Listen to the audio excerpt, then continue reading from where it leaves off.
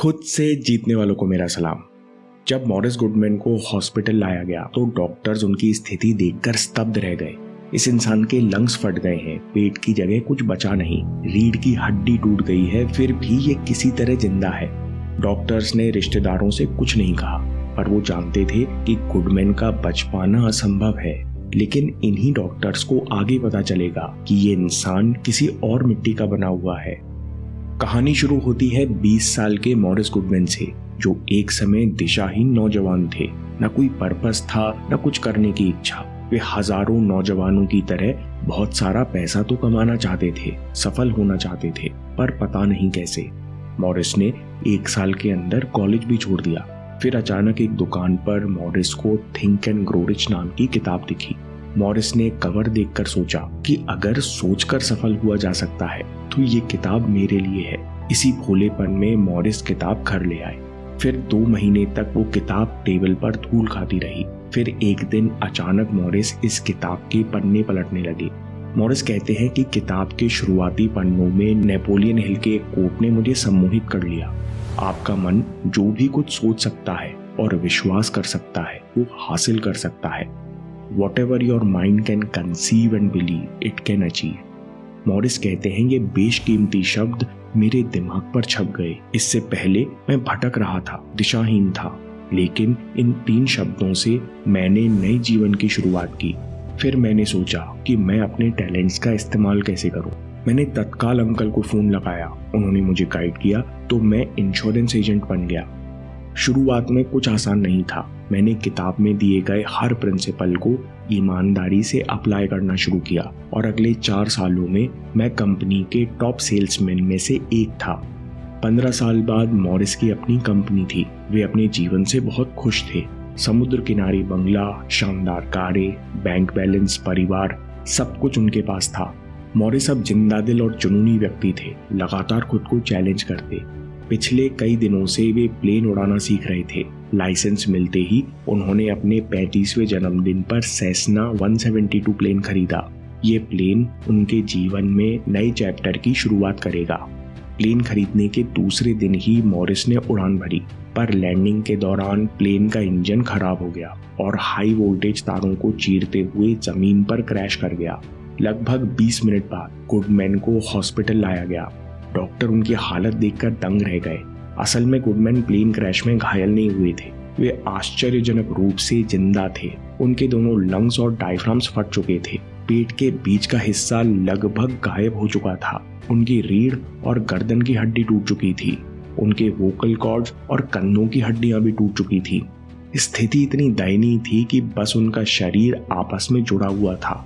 Doctor ने Morris की बहन से कहा, आंख और कान छोड़कर मॉरिस के शरीर का निचला हिस्सा पूरी तरह टूट चुका है। बहुत मुश्किल है कि मॉरिस आज रात जीवित बच जाए। आप लोग आखिरी तैयारी शुरू कर दीजिए।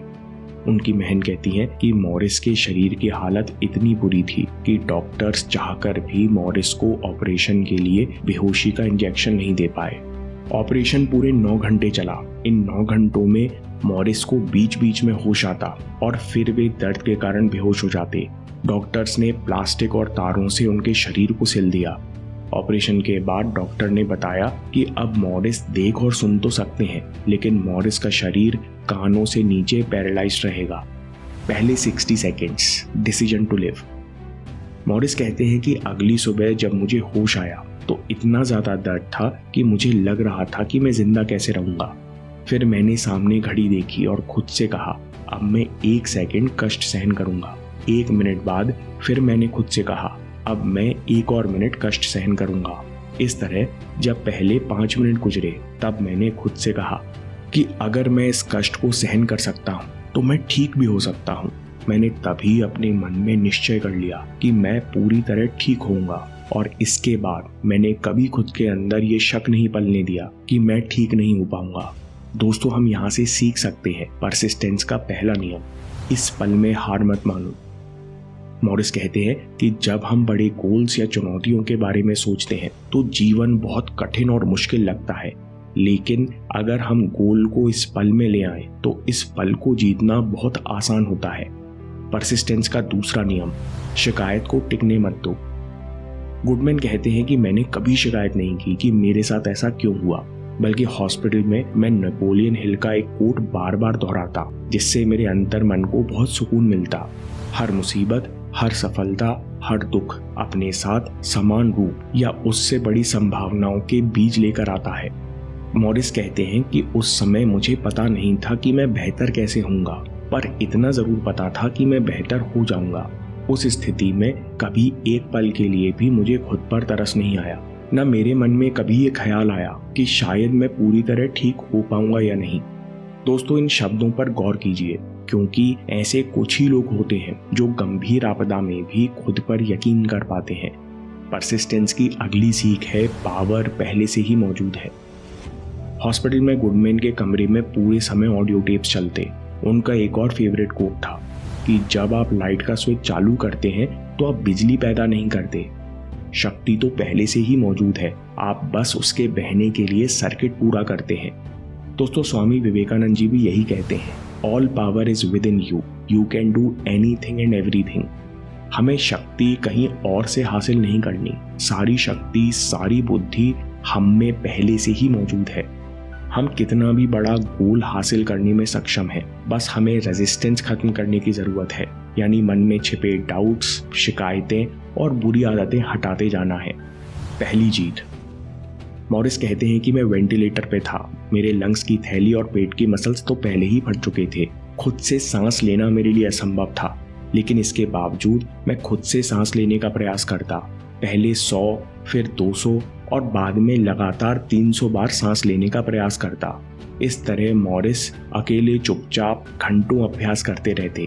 उन्होंने इस कठिन अभ्यास के बारे में किसी को नहीं बताया। मॉरिस को डर था कि कहीं डॉक्टर ये ना कह दें कि खुद से सांस लेना तुम्हारे लिए असंभव है। दोस्तों, यहाँ से एक बात सीखने को मिलती है, आप किस भावना और विश्वास से अभ्यास करते हो ये मायने रखता है। मॉरिस जानते थे, इसलिए अपना विश्वास कायम रखने के लिए उन्होंने डॉक्टर को कभी बताया ही नहीं कि वे क्या कोशिश कर रहे हैं। आखिर में मॉरिस के लगातार अथक प्रयास रंग ला ही गए। प्लेन क्रैश के 2.5 महीने बाद मॉरिस का वेंटिलेटर सिस्टम हमेशा के लिए हटा दिया गया। इसके बाद उन्होंने अपनी नसों और मांसपेशियों को ट्रेन करना शुरू किया। Nerves training. मॉरिस कहते हैं कि मेरी नसें और मांसपेशियां इतनी बुरी तरह से डैमेज हो चुकी थी कि जब पहली बार मुझे 2 साल के बच्चों की बहुत साधारण सी एक्टिविटी दी गई, तब सिर्फ एक शेप मिलाने में मुझे 1 घंटा लग गया। वो छोटा सा खेल माउंट एवरेस्ट पर चढ़ने जैसा था, क्योंकि 35 साल के स्वावलंबी इंसान के लिए शरीर की ऐसी स्थिति हो जाना कि वो 2 साल के बच्चों का खेल पूरा ना कर सके, बहुत फ्रस्ट्रेटिंग था। लेकिन मॉरिस घंटों अभ्यास करते रहे। इसी कठिन समय में मॉरिस ने एक और लक्ष्य निर्धारित किया कि मैं क्रिसमस से पहले बिना व्हीलचेयर के घर जाऊंगा।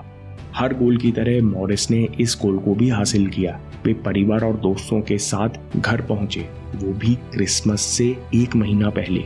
हालांकि थेरेपी अभी भी चल रही थी। अभी मॉरिस को अपनी शर्ट के बटन खुद से लगाने में 1.5 साल लग गए, लेकिन इस बीच मॉरिस अपने जीवन में नया अध्याय शुरू कर चुके थे। जब वो हॉस्पिटल में थे, तब से ही वे लोगों को जल्दी बेहतर होने के लिए प्रेरित कर रहे थे। मॉरिस के हॉस्पिटल में होने से कई लोगों को फायदा हुआ। उन्हें मिरेकल मैन कहा जाने लगा। जैसे ही मिरेकल मैन के असाधारण सर्वाइवल और इनकी पॉजिटिव एनर्जी की बात फैली, मॉरिस को कई बड़े आयोजनों में भाषण देने के लिए बुलाया जाने लगा। Summary, laws of persistence. सबसे पहली बात, मॉरिस कहते हैं कि आप मेरे जीवन को एक लाइन में समराइज कर सकते हो। इस पल में हार मत मानो, यानी डाउट्स को हावी मत होने दो।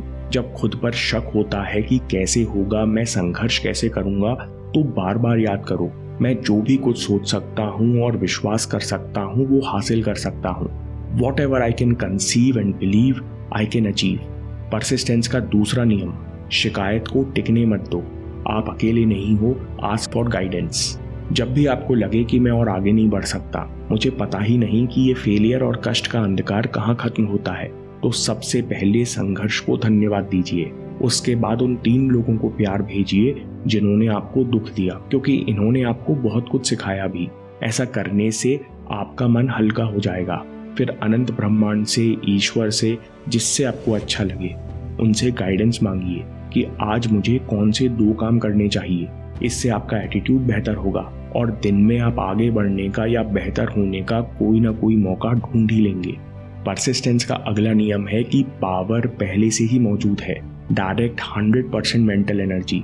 मॉरिस कहते हैं कि जब मैं एक बार गोल निर्धारित कर लेता हूँ तो फिर उसे हासिल करने के लिए जमीन आसमान एक कर देता हूँ, जिस कारण मेरे मन में 1% डाउट भी नहीं होता। एक लक्ष्य पर फोकस करने की क्षमता, एक लक्ष्य पर 100% मेंटल एनर्जी एकाग्र करने की क्षमता के कारण ही मैं मौत के मुंह से बाहर निकल पाया।